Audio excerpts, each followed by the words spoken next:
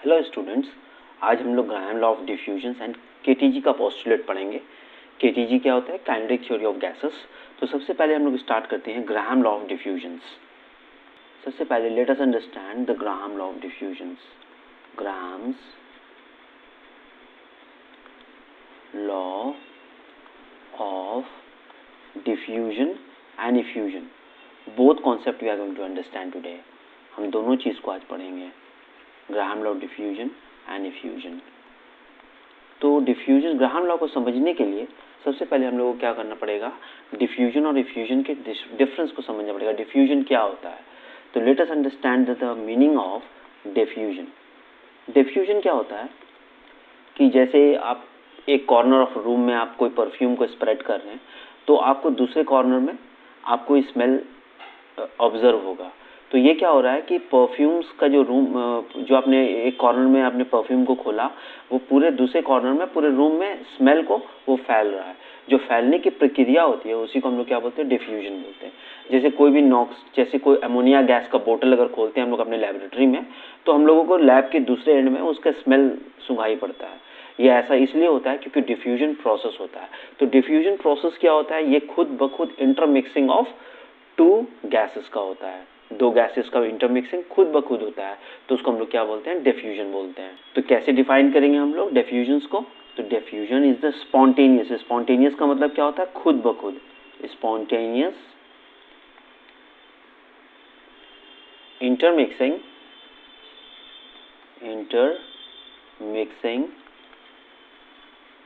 of two gases,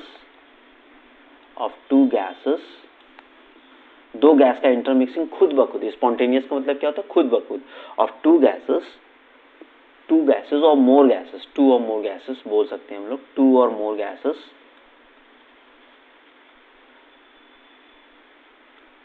against gravity, gravity के against होना चाहिए, against gravity, even against gravity, या बोल सकते हैं हम लोग even against gravity, even against gravity.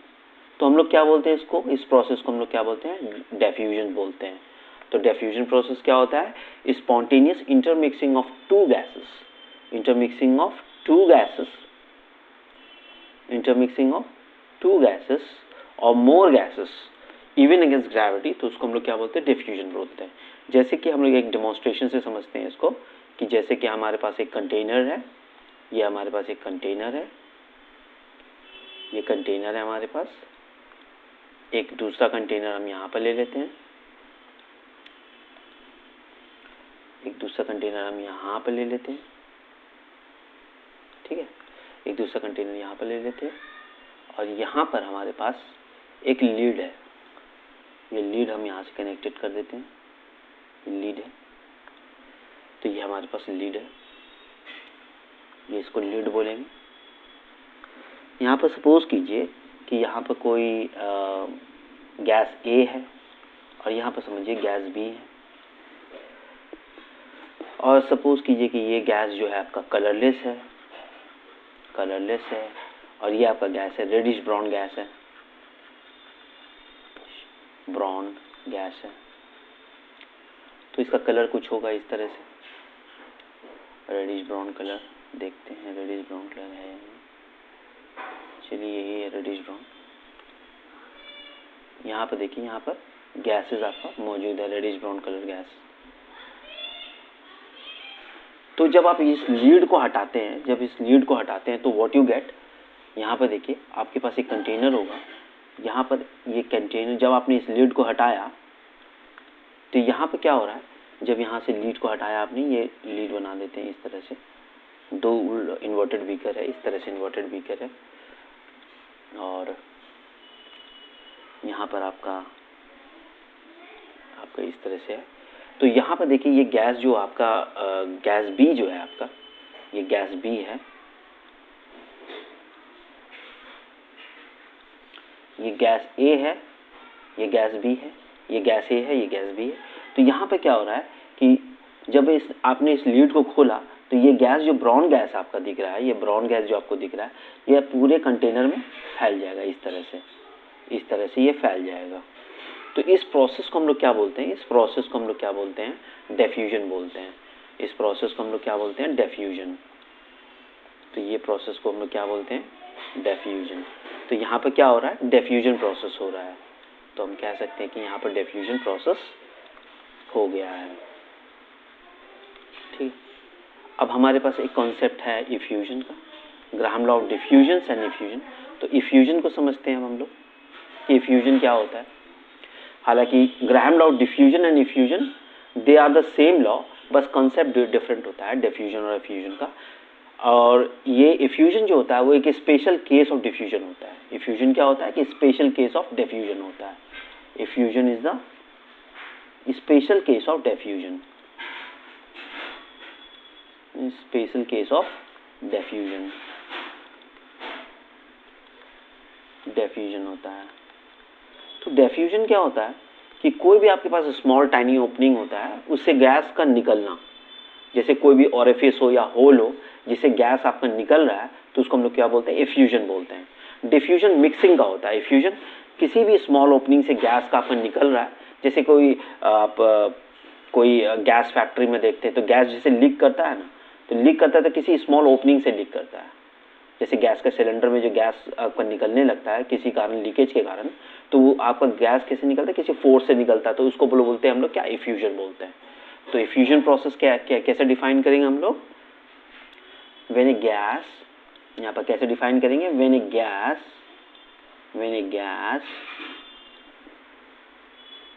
is allowed to escape through a fine orifice, orifice मतलब क्या होता है, होल होता है। orifice का मतलब क्या होता है, होल होता है। और टाइनी होल, छोटा सा होल, तो उसको हम लोग क्या बोलते हैं, इफ्यूजन बोलते हैं। When a gas is allowed to escape through a fine orifice or tiny hole, the phenomenon is termed as effusion. इस phenomenon को हम लोग क्या बोलते हैं, the phenomenon को हम लोग बोलते हैं effusion.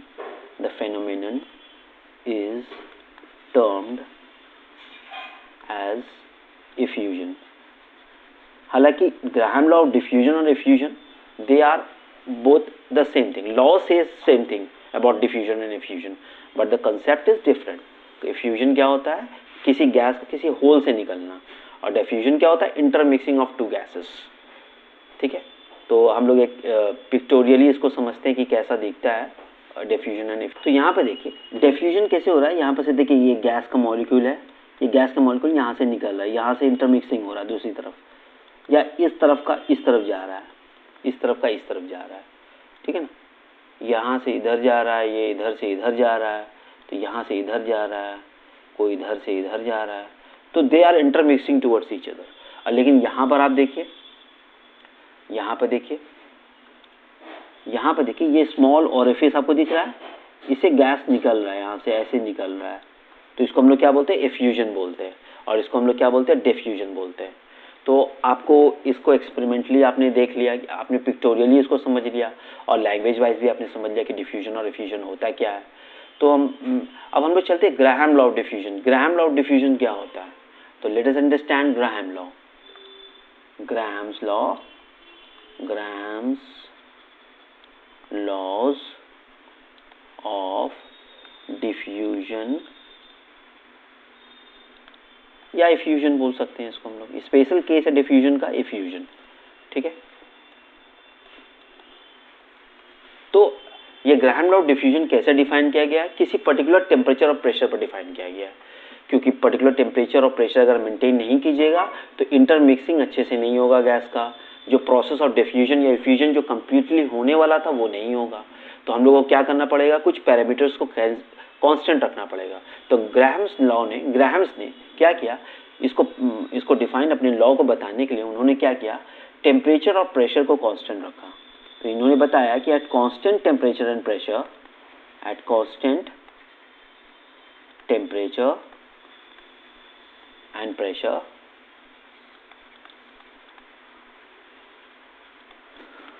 rate of diffusion, the rate of diffusion of a gas, rate of diffusion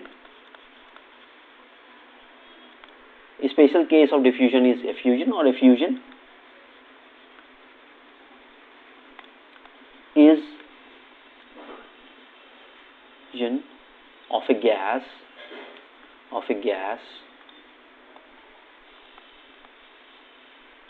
is inversely proportional to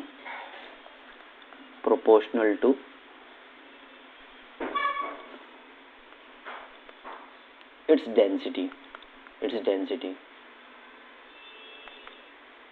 यानी कि जो गैस जितना हल्का होगा उसका रेट ऑफ डिफ्यूजन उतना आसान होगा, जो ज़्यादा भारी होगा उसका रेट ऑफ डिफ्यूजन या इफ्यूजन कम होगा। तो based on the density of the gas हम लोग क्या कर सकते हैं, रेट ऑफ डिफ्यूजन और इफ्यूजन को बता सकते हैं।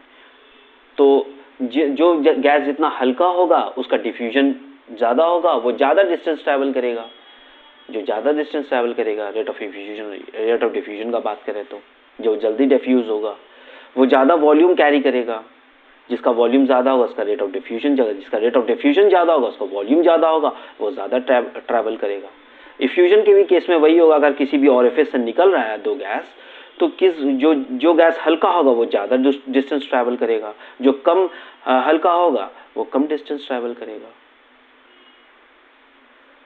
ठीक है, तो इस तरह से ग्राहम लॉ ऑफ डिफ्यूजन को हम लोग बता सकते हैं। तो मैथमेटिकली अगर हम लोग बात करें कि मैथमेटिकली इसका क्या मतलब है, मैथमेटिकली हम कह सकते हैं कि रेट ऑफ डिफ्यूजन जो होगा वो inversely proportional to square root of the density. Inversely proportional to square root, भूल गया लिखने के लिए, यहाँ पर स्क्वायर रूट लिख लीजिए, square root of its density. तो यहाँ पर लिख दे to its square root of its density. तो ये आपका हो गया रेट ऑफ डिफ्यूजन या इफ्यूजन। ठीक है ना, तो इस तरह से हम लोग कह सकते हैं। और हम लोगों को पता है कि जो भी गैसेस जिसका इंटरमिक्सिंग हो रहा है उसका जो मॉलिक्यूलर मास होता है वो 2 टाइम द वेपर डेंसिटी होता है। तो हम लोग कह सकते हैं अगर दो गैस का बात करें, दो गैस का रेट ऑफ डिफ्यूजन का बात करेंगे तो उसके लिए R1 लिखेंगे, इनवर्सली प्रोपोर्शनल टू D1 लिखेंगे। दूसरा गैस का रेट ऑफ डिफ्यूजन लिखना है तो इस तरह से लिखेंगे D2। और हम लोगों को पता है कि 2 गैसेस अगर मॉलिक्यूलर वेट किया होता है 2 टाइम द वेपर डेंसिटी होता है, vapour density 2 time vapour density होता है। ठीक है ना, तो मॉलिक्यूलर वेट को हम लोग कैसे लिख सकते हैं, 2 times vapour density for any gas. किसी भी गैस के लिए मॉलिक्यूलर वेट जो होता है 2 टाइम्स द वेपर डेंसिटी होता है। तो हम लोग यहाँ से ये भी कह सकते हैं मैथमेटिकली कि रेट जो होगा वो इसके भी प्रोपोर्शनल हो सकता है, रूट अंडर m1 के। एक गैस का बात करें रेट ये भी कह सकते हैं m2 के, इस तरह से भी कह सकते हैं। तो हम लोग कई तरीके से इस ग्राहम लॉ ऑफ डिफ्यूजन को हम लोग एक्सप्रेस कर सकते हैं। अगर जो गैस ज़्यादा भारी है वो रेट ऑफ डिफ्यूजन कम होगा, तो रेट को हम लोग इस तरह से भी डिफाइन कर सकते हैं, ratio of volume of gas diffuse to the time taken of diffusion. तो हम लोग इसको इन अदर वे भी हम लोग एक्सप्रेस कर सकते हैं। किस तरह से हम लोग कह सकते हैं, रेट ऑफ डिफ्यूजन जो होगा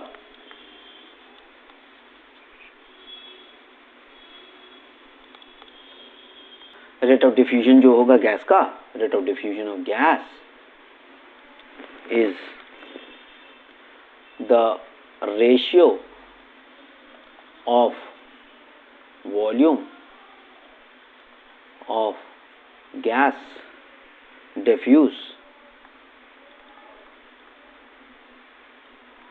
to the time taken and diffusion. ये दो चीज हो सकता है। इसको हम लोग इस तरह से भी एक्सप्रेस कर सकते हैं कि रेट जो होता है वॉल्यूम अपॉन टाइम, कितना वॉल्यूम डिफ्यूज हो रहा है अपॉन टाइम। तो ये हमें इसको इस तरह से भी एक्सप्रेस कर सकते हैं, वॉल्यूम अपॉन टाइम। ठीक है, तो अगर हम लोग इसको और भी वेज में एक्सप्रेस करना चाहें तो हम कह सकते हैं कि रेट जो होगा वो क्या होगा, अगर रेट V1 का बात करते हैं तो V1/T1 हो जाएगा, रेट T2 का बात करेंगे तो V2/T2 हो जाएगा, इस तरह से। तो अगर हम लोग मैथमेटिकली इस पूरे फॉर्मूला को अगर हम कंबाइन करें तो कंबाइन करके हम लोग कह सकते हैं ना कि R1/R2 अगर हम लोग डिवाइड करते हैं पूरे ऊपर से नीचे तक तो हमारा क्या आएगा, V1/T1 divided by V2/T2 is equal to, इसको root under d2 upon d1, क्योंकि इनवर्स रिलेशन है रेट ऑफ डिफ्यूजन का, तो यहाँ पर 1 है तो नीचे 1 आएगा, यहाँ 2 है तो यहाँ पर भी 2 आएगा। इस तरह से हम लोग को लॉ को लिखना है, ठीक है। और हम लोग ऐसे भी कह सकते हैं कि m2 upon m1। If time is same, अगर टाइम सेम है, if time is same, if t1 is equal to t2, तो हम कह सकते हैं कि रेट r1 is by r2 is equal to v1 by v2 is equal to root under d2 upon root under d1 root under m2 upon root under m1। इस तरह से हम लोग कह सकते हैं इस चीज़ को, ये हम लोग को ध्यान में रखना है। अगर हमारा वॉल्यूम सेम आ रहा है तो हम लोग इसको इस तरह से भी लिख सकते हैं।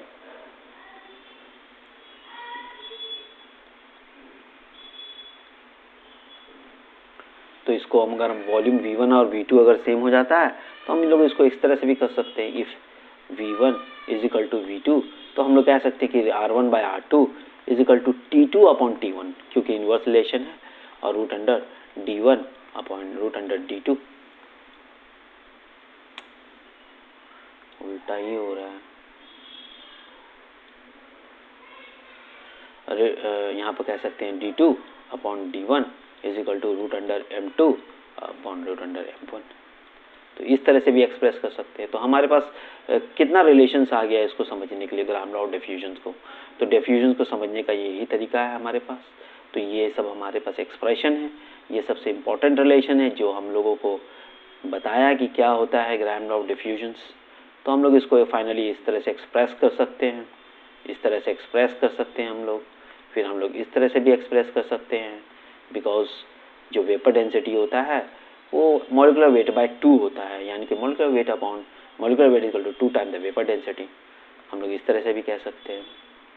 और फाइनली हम लोग ये भी रिलेशन इस्टेब्लिश कर सकते हैं, हम लोग को ये भी रिलेशन इस्टेब्लिश कर सकते हैं। तो this is the way to understand the Graham law of diffusion. चलिए हम लोग कुछ इसका प्रॉब्लम्स देखते हैं तो विल गेट एन आइडिया। तो यहाँ पर देखिए R1 एंड R2 क्या है हमारे पास, रेट ऑफ डिफ्यूजन है, rate of diffusion. T1 and T2 are the time taken for diffusion process. D1 and D2 are the density. M1 and M2 is the molecular weight of gases, and V1 and V2 is the volume of gas diffused. तो ये सब सारे parameters को हम लोग को ध्यान में रखते हुए हम लोग एक प्रॉब्लम्स को देखते हैं।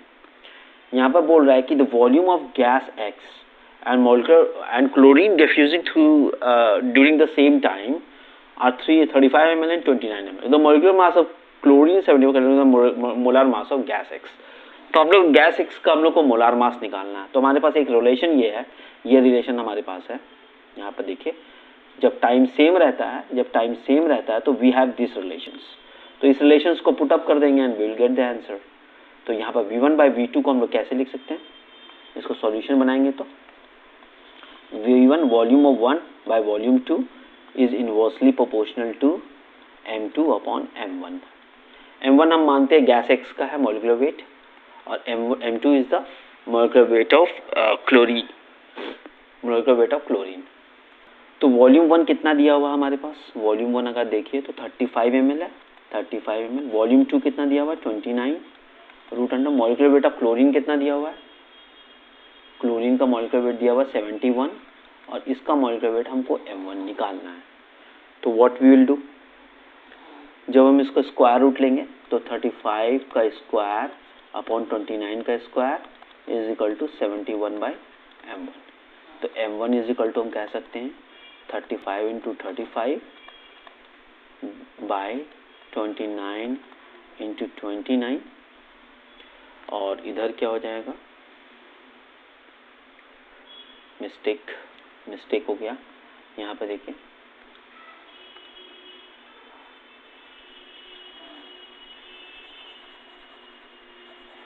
हम लोग को यहाँ पर निकालना है क्या मॉलिक्यूलर वेट। तो 35 का स्क्वायर रूट ले लेंगे दोनों तरफ, और 29 का square divided by 71 bye M1। तो M1 को निकालना चाहेंगे तो M1 is equal to 71 into 29 का स्क्वायर बाय 35 का स्क्वायर। तो कैलकुलेटर में पुटअप करके हम लोग निकाल सकते हैं इसका आंसर। 48.74 ग्राम। तो ये सिंपल फॉर्मूला बेस्ड प्रॉब्लम था। एक प्रॉब्लम और देखते हैं, will get an more idea कि ग्राहम लॉ ऑफ डिफ्यूजन होता क्या है। Let's see. हमारे पास ये क्वेश्चन दिया हुआ है कि एक स्ट्रेट ग्लास ट्यूब है, उसके पास दो इनलेट है X and Y at two ends. The length of the tube is 200 centimetre. HCl gas through inlet X जा रहा है and H3 gas through inlet Y and allowed to enter the tube at the same time होगा यहाँ पे, ये same time होगा यहाँ पर, same time at the same time. ठीक है। White fume first appear at point P inside the tube. Point P inside the tube पर find the distance of P from X। X से कितना distance होगा। तो सबसे पहले हमारे पास एक चैम्बर है, एक चैम्बर में दो इनलेट है इस तरह से।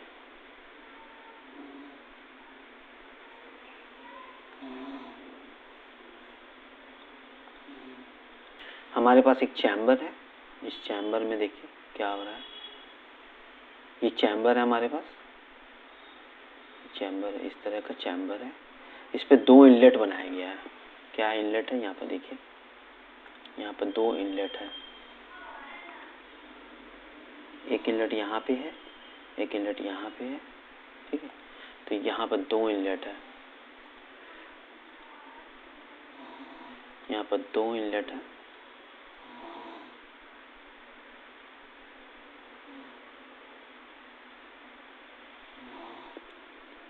यहाँ पर दो इनलेट है इस तरह से। एक इनलेट को हम लोगों ने x माना, इसको x है, यहाँ पर क्वेश्चन में दिया हुआ है, यहाँ पर y है। x से हमारे पास क्या जा रहा है, HCl गैस जा रहा है यहाँ से, HCl गैस, और यहाँ से जा रहा है NH3 गैस। ठीक है। यहाँ से यहाँ तक का डिस्टेंस जो है बोल दिया है कि ये 200 सेंटीमीटर है, यहाँ से यहाँ तक का डिस्टेंस 200 सेंटीमीटर है। ठीक है। जो ज़्यादा गैस हल्का होगा वो ज़्यादा डिस्टेंस ट्रैवल करेगा, जो कम हल्का होगा वो कम डिस्टेंस ट्रैवल करेगा, है ना। तो यहाँ पर देखिए कि गैस जो है आपका क्या पर बोला जा रहा है कि क्वेश्चन में कि white fume first appear at point P inside the tube. यहाँ पर कोई पॉइंट P है, यहाँ पर आपका वाइट फ्यूम्स ऑब्जर्व हुआ है। हमसे पूछा जा रहा है कि distance of P from X, मतलब इस यहाँ से यहाँ तक का डिस्टेंस आपको निकालना है कि ये कितना डिस्टेंस है। दिस डिस्टेंस को अगर हम लोग x मान लेते हैं कि सपोज कीजिए कि ये x है हमारे पास, तो ऑब्वियसली ये कितना हो जाएगा हमारे पास 200 माइनस एक्स हो जाएगा, ये 200 माइनस एक्स हो जाएगा, 200 माइनस एक्स हो जाएगा। तो हमारा x डिस्टेंस से पूछ रहा है कि गैस यहाँ पर जो वाइट फ्यूम्स निकलने वाला है, यहाँ पर आपका वाइट फ्यूम्स निकलने वाला है, वो कितना डिस्टेंस x से होगा। तो वाइट फ्यूम्स कैसे बन रहा है, यहाँ पर देखिए रिएक्शन जो होगा NH3 प्लस HCl मिल के क्या बनाएगा, NH4Cl बनाएगा। ये NH4Cl जो है अमोनियम क्लोराइड जो है, ये वाइट फ्यूम्स की तरह ऑब्जर्व होगा आपको कंटेनर के अंदर, ग्लास ट्यूब के अंदर।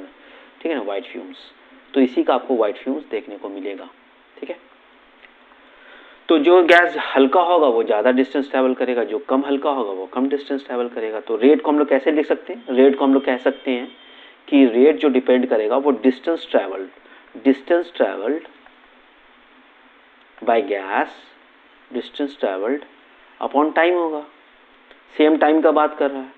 तो सपोज कीजिए कि अगर हम लोग रेट के बारे में कहना चाहते हैं कि रेट कितना होगा किसी भी गैस का, तो किसी भी गैस का रेट हम लोग कैसे निकाल सकते हैं, किसी भी गैस का रेट हम लोग कैसे निकाल सकते हैं। तो अगर हमको रेट ऑफ HCl लिखना है तो what we can say, rate of HCl is distance travel कितना x, सपोज कीजिए टाइम हमारा t है। यहाँ पर देखिए अगर NH3 हमारा ट्रैवल करेगा तो कितना डिस्टेंस ट्रैवल करेगा, ऑब्वियसली हम लोगों ने निकाल चुके हैं। कितना निकाल चुका है, 200 माइनस एक्स। तो यहाँ पर देखिए 200 माइनस एक्स हमारा ये डिस्टेंस ट्रैवल करेगा। ठीक है। ये मैंने एज्यूम किया है x और y, x और 200 माइनस एक्स, आप किसी को भी इंटरचेंजेबली यूज़ कर सकते हैं। तो यहाँ पर RH3 200 माइनस एक्स है अपॉन टी।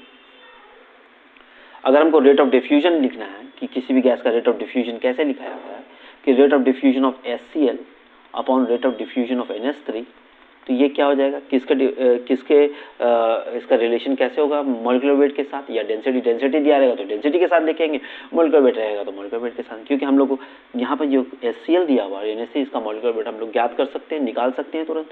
तो हम लोग इसको कह सकते हैं कि ये inverse proportional to MnH3 upon MHCl, और वो इक्वल होगा किसके, x upon t divided by 200 minus x upon T.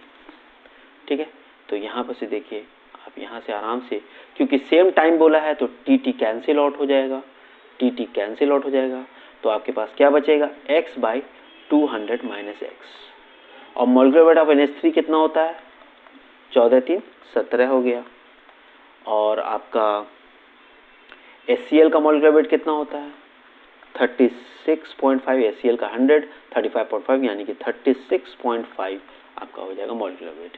तो हम लोग कह सकते हैं कि x by 200 minus x, x by 200 minus x,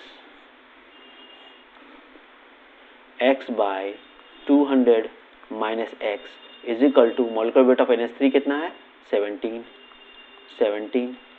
molecular weight of NaCl कितना है 36.5। जब इसको सॉल्व आउट करेंगे क्वाड्रेटिकली तो हमारे पास क्या आ जाएगा, इसको हम लोग सॉल्व आउट करते हैं तो व्हाट वी गेट, इसका स्क्वायर रूट निकालने के बाद व्हाट वी गेट 0.6825 हम लोग सॉल्व करते हैं। तो जब हम इसको क्रॉस मल्टीप्लाई करते हैं x is equal to 0.6825 minus 200 minus x, तो ये हमारा किसके बराबर हो जाएगा, x प्लस 0.6825, यहाँ पर देखिए हम अच्छे से लिखते हैं इसको, x is equal to 0.6825 into 200 minus 0.6825 into x 6825 into x।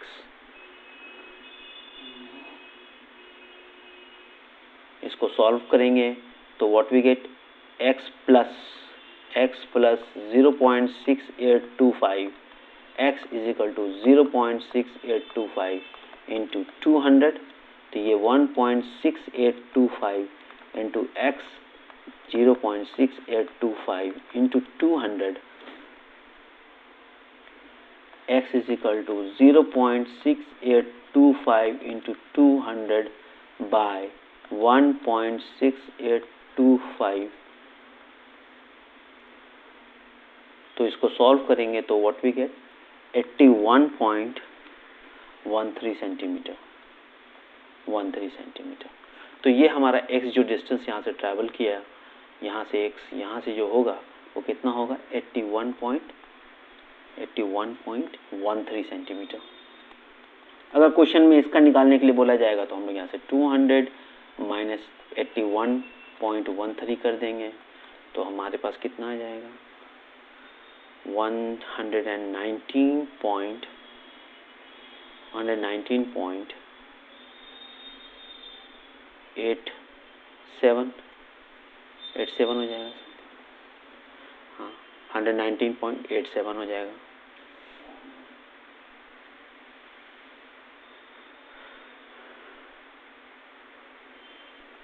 तो यहाँ पर 119.87 हो जाएगा। तो HCl आपका कितना है 36.5 है और ये आपका 17 है इसका मॉलिक्यूलर वेट। तो जो गैस ज़्यादा भारी था वो कम डिस्टेंस ट्रैवल किया, जो हल्का था वो ज़्यादा डिस्टेंस ट्रैवल किया। तो यहाँ से भी आपका ग्राहम लॉ डिफ्यूजन क्लियर हो गया। होपफुली ये सेशन आपको कैसा लगा प्लीज़ कमेंट करके बताइए, और जो भी स्टूडेंट हमारे ऑफलाइन कोचिंग सेंटर पे आना चाहते हैं तेतारपुर भागलपुर में आएँ, और आपको बेहतरीन कॉन्सेप्ट की तरह सब समझाया जाएगा फिजिक्स और केमिस्ट्री। कोई भी कहीं पर कुछ आपको दिक्कत नहीं होगा, ये मैं गारंटी लेता हूँ, और बहुत ही किफ़ायती प्राइस है हमारा। आप आइए, हम आपको अच्छे से पढ़ा देंगे, एक बेटर कंटेंट देंगे, इंडिया का बेस्ट लेवल का कंटेंट देंगे। कई साल से हम लोग इसमें जुड़े हैं, मेहनत कर रहे हैं, तो आप प्लीज़ हमें आइए, हमारे से जुड़िए, और हम अच्छे से अच्छा कॉन्सेप्ट आपको सिखा सकते हैं। आपको इंजीनियरिंग और मेडिकल में कोई दिक्कत नहीं होगा। पढ़ने के बाद जब कॉन्सेप्ट क्लियर होगा तो आप इंजीनियरिंग या मेडिकल की चीज़ों को आराम से समझ सकते हैं। आप एक बेस्ट आदमी से पढ़िए, आपको कंटेंट आपको बहुत बेहतरीन मिलेगा। Thank you so much for watching my videos.